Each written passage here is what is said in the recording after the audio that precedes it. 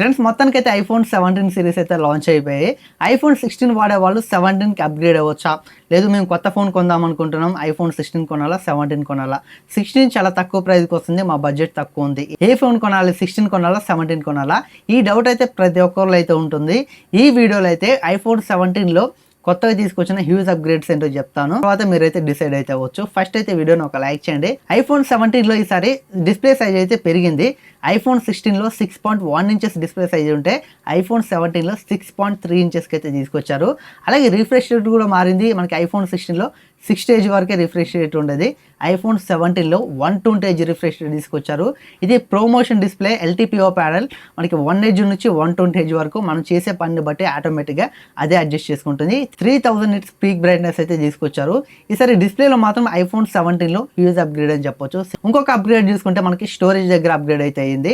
Base variant iPhone 16 చూసుకుంటే 128 GB వస్తే iPhone 17 base variant చూసుకుంటే 256 GB అయితే వస్తుంది. అలాగే మనకి ప్రాసెసర్ కూడా మారిపోయింది. ఐఫోన్ 16లో A18 బయోనిక్ చిప్ ఉంటే ఐఫోన్ 17లో A19 బయోనిక్ చిప్ అయితే ఉంటుంది. పర్ఫార్మెన్స్ వైజ్ చూసుకుంటే మనకి ఐఫోన్ 17 కొంచెం బెటర్గా అయితే ఉంటుంది.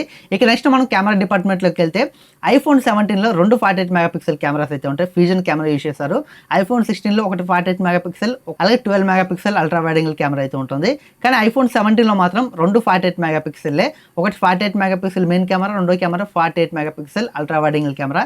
ఈ ultra wide angle camera use చేస్తే మీరు మ్యాక్రో ఫోటోస్ కూడా తీసుకోవచ్చు. ఇది ఒక హ్యూజ్ అప్గ్రేడ్ ఏంటంటే కెమెరాలో ఫ్రంట్ కెమెరా ఐఫోన్ 16లో 12 మెగాపిక్సెల్ ఉంటే ఐఫోన్ 17లో 18 మెగాపిక్సెల్ అయితే తీసుకొచ్చారు. ఛార్జింగ్ స్పీడ్ని కూడా ఇంక్రీజ్ చేశారు. జస్ట్ 20 minutesలో 50% అయితే మీరు ఛార్జ్ చేయొచ్చు అని చెప్తున్నారు. ఇవి ఐఫోన్ 17లో హైలైట్స్ అయితే, మెయిన్గా యూజ్ అప్గ్రేడ్స్ అయితే. ఇక ఐఫోన్ 17 బేస్ వేరియంట్ ప్రైస్ చూసుకుంటే 256 GB ప్రైస్ 82,900 అయితే పెట్టారు. మనకి ఒక ₹100 తక్కువ 83,000. ఇవి మనకి ఐఫోన్ 16కి 17కి చేంజెస్ అయితే. ఒకవేళ మీరు ఆల్రెడీ ఐఫోన్ 16 వాడుతున్నట్లయితే అప్గ్రేడ్ అవ్వాల్సిన పని లేదు. ఒకవేళ మీరు ఐఫోన్ కొత్తది కొనాలనుకుంటే మాత్రం 16ని మీరు వదిలేసి 17కి అయితే వెళ్ళడం బెటర్ అని నేను చెప్తాను. ఒకవేళ మీరు 14, 15 వాడుతున్నట్లయితే ఇమీడియట్గా మీరు అప్గ్రేడ్ అవ్వాలనుకుంటే 17కి అయితే అప్గ్రేడ్ అవ్వచ్చు. ఈ వీడియో అయితే ఐఫోన్ 17లో యూజ్ అప్గ్రేడ్స్ మీకు ఎలా అనిపించాయో ఖచ్చితంగా కామెంట్ చేయండి. వీడియో నచ్చితే లైక్ చేయండి. ఇలాంటి మరిన్ని ఇన్ఫర్మేటివ్ వీడియోస్ కావాలనుకుంటే ఫాలో, సబ్స్క్రైబ్ ఉంటుంది ఖచ్చితంగా చేసేయండి.